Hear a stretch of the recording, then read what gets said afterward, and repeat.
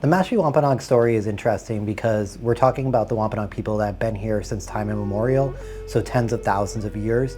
And this is where, has always been their ancestral homelands, being here in Mashpee. And, being an Aquino Wampanoag citizen, it's really meaningful to serve here in one of our sister communities and be in community and have this honor too as well. Mashpee, or in Wampanoag, you might say Masipia, and Masipia is like saying the place of big water.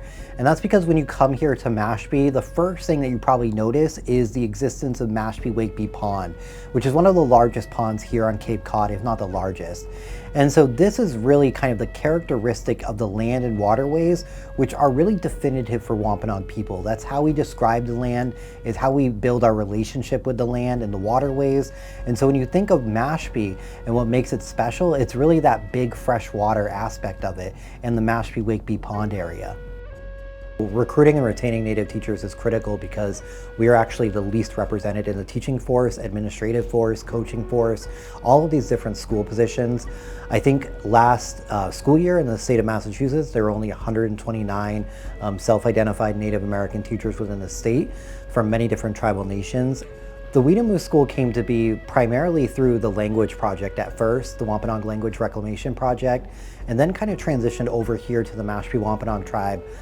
So it was founded in 2016, and now they have about 9 years where they've been really putting in hard work, growing the school, developing the school, and again, continuing that mission of language preservation as well as cultural teachings, as well as just the education they might need to be successful throughout the rest of their life. I think what makes the Weedamoo School special is that it's centered in being Wampanoag and being Indigenous.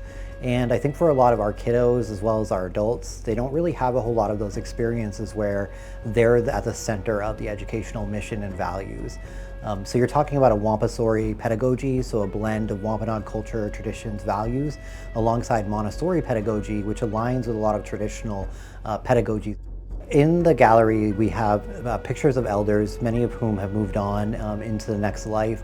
And so it's kind of a way of remembering and honoring their role in the community too as well, and making sure we never forget our ancestors too. They play a critical role in our decision making, our teachings, and our efforts for cultural perpetuity, making sure our people can always be here and always be Wampanoag. So the typical day in my classroom, it really depends on where I'm located. I'm actually kind of a floating teacher, so I go in between the early childhood classroom, which is ages 3 through 6, and then sometimes I'm in the elementary classroom, which is ages 6 through 9. When we first were developing the school, we were looking for different types of pedagogies, and the one that we landed on was the Montessori pedagogy because it just seemed like really easy to infuse our Wampanoag language and culture into the pedagogy for the classroom. I was Evelyn Sun P. Katom, Boys Club Girls. Following the child really requires you to be able to observe all the children and then notice that each child have their own specific gifts and direction where they need to go into the classroom. So on a day-to-day basis, we will definitely watch and observe the children to see how they're doing in their lesson. It's actually really great where it's like very different than traditional education in our government and our public schools, where children are usually kind of like, all right, we got to go together across this finish line. But here we really make sure, like if we have a child that might have like, special needs or, a special focus, we make sure that we stay with them until they grasp the concept.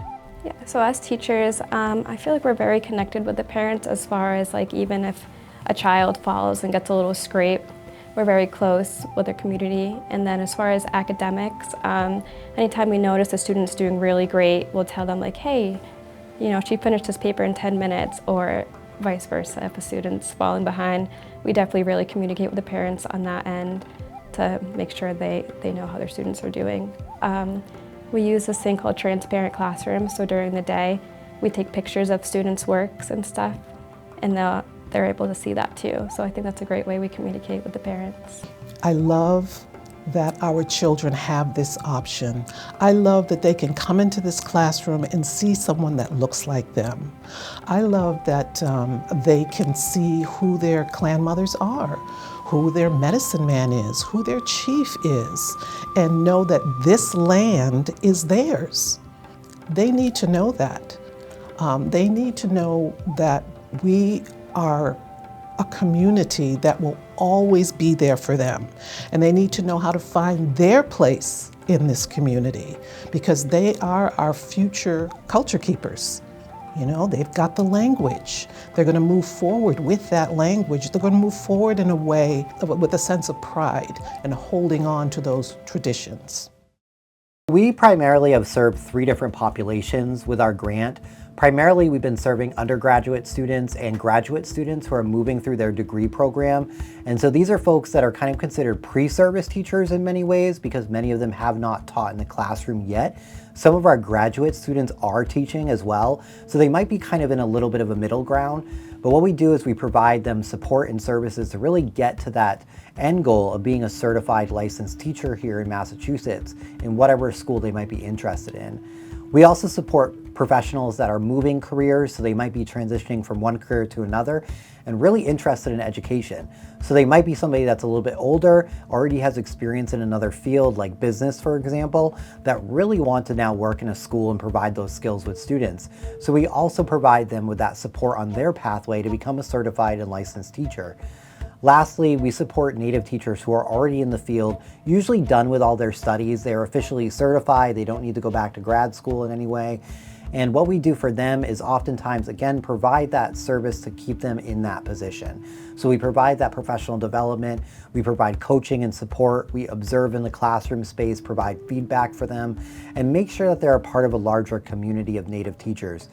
You know, I think the NATRI grant is really special in many ways because it's allowed us to start to collect together many of the people who are already in the field, people that are interested in the field, and again, kind of bridge that like lonely factor of being a Native teacher here, where oftentimes our folks are actually the only Indigenous person in a school district at a staffing level. And so really by having that cohort, many of our cohort members have already expressed feeling less alone and feeling more supported too as well. And just the reduction of stress from having the financial and professional supports has allowed some of our teachers to advance in their certification or get ready for that next level of certification. Well, I spent a lot of time in the city in corporate America, and it had come to me that it was time for me to come home, which would be Mashpee, Massachusetts. I lived in Boston for many years, had a good life there, but it was time for me to come home. And when I did, there was a call for teachers. And it's a whole different lifestyle. When you do come home to your community, to your tribal community, you kind of give yourself to what is needed. Where is your place? And at the time, teachers were needed. And so the tribal community sent me to school, sent me to get my certification, and I became a intern at first, and then a primary lead Montessori teacher. So being a part of NATRI has helped me a lot.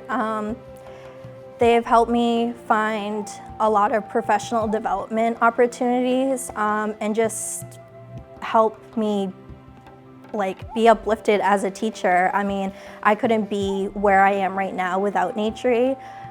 When I first started at Weedamoo School, I was kind of not really lost in the sauce, but I knew I wanted to be a teacher, but I kind of wasn't really sure how to navigate exactly which way to go. So when I got connected with Brad, he helped me find that direct path and was kind of showing me, all right, well, we can probably work with this, we could probably work with this, and he helped me connect with a lot of outside opportunities. And also with NATRI and being a part of a cohort, you have people who are on the same pathway as you, but who are also within reach. So you can also talk to people who are Indigenous with you as well, but are also wanting to be a teacher or who are already teachers and that are working towards the same goal.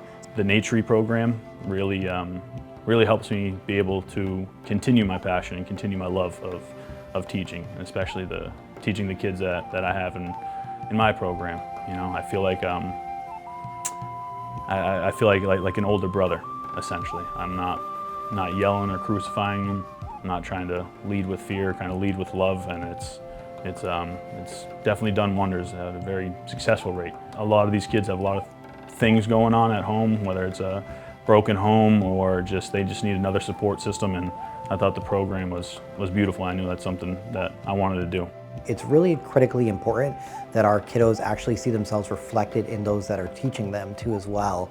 And so having those positions be in there really helps kids rise up, be seen, be heard, be valued, and be honored in those spaces too as well.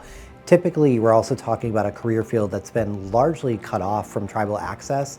The Native American Teacher Retention Initiative here in Mashpee has been a really important project and a funding source that we've been really, really grateful for too as well.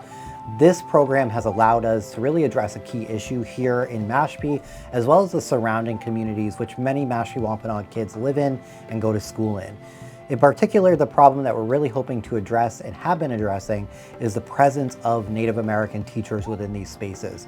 Not only teachers, but also administrators, coaches, nurses, and other individuals that our students are going to be interacting with. And so NATRI has been a really prominent and important program for us in many ways, because it's really allowing us to hopefully grow and support those folks that are in these places too as well, to make sure that our students feel represented, that they actually have mirrors as teachers too. And for non-Native students, this also provides an opportunity for cultural literacy and also learning about Indigenous people from somebody with lived experience and is an Indigenous citizen in many ways. Really now we're entering into our third year as we kind of move forward, and we actually have a cohort of 14 Native American teachers, which is really impressive. Most of them are from the Mashpee Wampanoag community, and this has also been a great opportunity for that cohort to provide professional support for themselves, as well as professional support they receive through the grant. I hope that this work inspires more tribal schools to be created, to be staffed, to have teachers recruited into them. And I just truly hope that this inspires more people to encourage their kids, their grandkids, to go into education as a career, because not only is it critically important, but we've always been educators as Indigenous people. It just doesn't always take the form that we might think of today in schools.